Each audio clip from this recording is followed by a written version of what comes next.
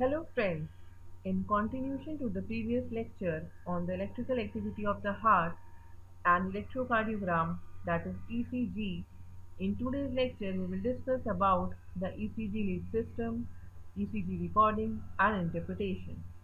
So let's begin with the introduction about the ECG lead. An electrocardiographic lead is a pair of electrical conductors normally known as electrodes. They are used to measure the difference in electrical potential between either the two different points on the body, they are bipolar leads, or one point on the body and a virtual reference point with zero potential located in the center of the heart. These are unipolar leads. These electrodes detect the small electrical changes that are consequence of cardiac muscle depolarization followed by repolarization during each cardiac cycle. Now let's begin with the 12-lead ECG system. A 12-lead ECG provides information about the electrical system of the heart from 12 different views. 12 leads include 6 limb leads and 6 chest or precordial leads. 6 limb leads includes 3 standard limb leads represented as leads 1, 2 and 3. These are bipolar leads. These are arranged like spokes of a wheel in the coronal plane. In this, further we have three augmented limb leads represented as AVR, AVL, and AVF. These are the unipolar leads. Then in six chest or precordial leads that are represented as V1 to V6, they are again unipolar leads. They lie on the perpendicular transverse plane. The axis of a particular lead represent the V point from which it looks at the heart. Now let's discuss about the 10 electrodes. In 10 electrodes, we have 4 limb electrodes and 6 chest electrodes. So first we will see the placement of 4 limb electrodes. These are first electrode that is represented as RA, you can see with white circle, that is placed on the right arm. Next is LA, that is placed at the same location where right arm was placed but on the left arm. Next is RL, that is placed on the right leg. Next is LL, that is placed on the same location where RL was placed but on the left leg. Right leg attachment has no value. It generally acts as earth. Now we will see the placement of 6 chest electrodes that are V1 to V6. V1 electrode is placed in the fourth intercostal space between ribs 4 and 5, just to the right of breastbone. Electrode V2 is placed in the fourth intercostal space between ribs 4 and 5, just to the left of breastbone. Electrode V3 is placed between leads V2 and V4. Electrode V4 is placed in the fifth intercostal space between the ribs 5 and 6 in the mid-clavicular line. The electrode V5 is horizontally even with V4 in the left anterior axillary line. The electrode V6 is horizontally even with V4 and V5 in the mid-axillary line. Next, because as these are unipolar needs, so these leads need a central virtual terminal, or I can say common virtual electrode, which is obtained by averaging the measurements from the electrodes RA, LA, and LL to give an average potential of the body. It is calculated as this formula: VW is equal to 1 by 3, that is nothing but average of RA, LA, and LL. The measurement of a voltage requires two contacts, and so electrically the unipolar leads are measured from the common lead, which is negative, which is calculated as a virtual electrode, and other is unipolar lead, which is normally positive. Now let's see how we will measure the potential. So in that, first we will discuss about Enthoven's triangle. Enthoven's triangle is formed by lead placement. The leads are placed on the right arm, left arm, and the left leg. Lead 1 is the voltage between the left arm electrode and right arm electrode. It is calculated as La minus Ra. That means La denotes the positive terminal and Ra denotes the negative terminal. Next is lead 2, which is the voltage between the left leg electrode and the right arm electrode, which is calculated as LL minus RA. That means LL here determines the positive terminal and RA being the negative terminal. Lead 3 is the voltage between the left leg electrode and the left arm electrode. That means here LL will represent the positive and LA will represent the negative terminal. The three leads 1, 2 and 3 they make the instrument primary.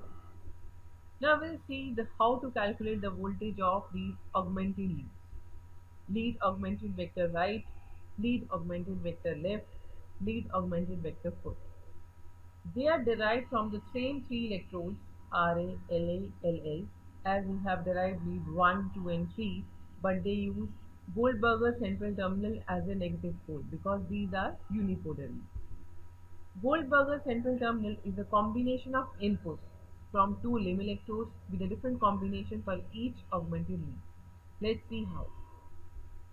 Lead AVR has the positive electrode on the right arm and negative pole is a combination of the La and Ll electrodes, so it can be calculated by this formula, and also it can be represented in terms of Wilson central terminal, that is VW. Similarly, we can calculate for ABL, which has the positive electrode on the left arm and negative pole is a combination of right arm and left leg electrodes.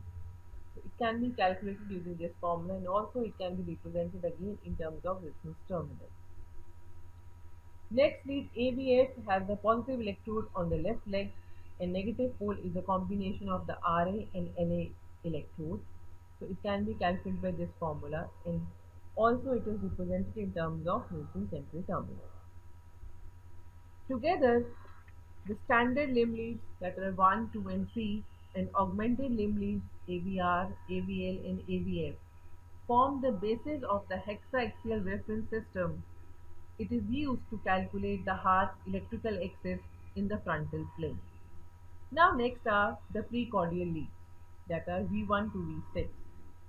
Precordial leads lie in the transverse plane perpendicular to other six leads.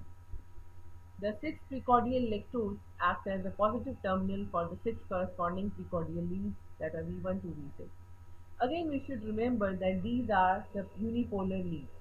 So again, they need a central terminal. For them, Wilson central terminal, that is represented by VW, acts as the negative terminal. Next, we will move over to the recording part. Now, ECG machine consists of a stylus. It runs at a standard rate of 25 mm per second. For a signal of 1 millivolt, stylus should move 1 centimeter vertically up. For recording, chest should be dry. Patient should be calm with zero muscular activity. Now let's have a look at a standard 12-lead ECG report of a normal person. A standard 12-lead ECG report or an electrocardiograph shows a 2.5-second tracing of each of the 12 leads. The tracings are most commonly arranged in a grid of 4 columns and 3 rows. The first column is the limb leads 1, 2 and 3. The second column is augmented leads AVR, AVL and AVF. In the last two columns are the precordial leads V1 to V6. The normal conduction starts and propagates in a predictable pattern, and any deviation from normal is noted as variation, which can be a normal variation or maybe as a result of some major disease. Now let's go to the interpretation and analysis part of a standard ECG waveform. Interpretation of the ECG is about the understanding of the electrical conduction system of the heart. We have some specific rules for a normal ECG. The first rule says that PR interval should be 120 to 200 milliseconds or 3 to 5 meters square. The second rule says the width of the QRS complex should not exceed 110 milliseconds, that means it should be less than 3 meters square. Next rule says The QRS complex should be dominantly upright in leads 1 and 2, as you can see in this figure. Next is QRS and the T wave tend to have the same general direction in the limb leads. As you can see, I have shown for three limb leads, but other three means lead 3, AVN and AVR. They will also follow the same rule. All waves are negative in lead AVR, that you can see in this figure. Next is the R wave in the precordial leads must grow up from V1 to at least V4, as you can see V1, V2, V3, V4. These are all in increasing order. Next rule says the ST segment should start isoelectric except in V1 and V2, where it may be elevated, as you can see red marks in this. For almost all it is isoelectric, and for V1 and V2 it is elevated. The P waves should be upright in leads 1, 2 and V2 to V6. This you can see in leads 1 and 2 it is upright, and again in V2, V3, V4, V5, V6 it is upright. There should be no Q wave or only a small Q less than 40 milliseconds in leads 1, 2 and V2 to V6, as represented by these arrows.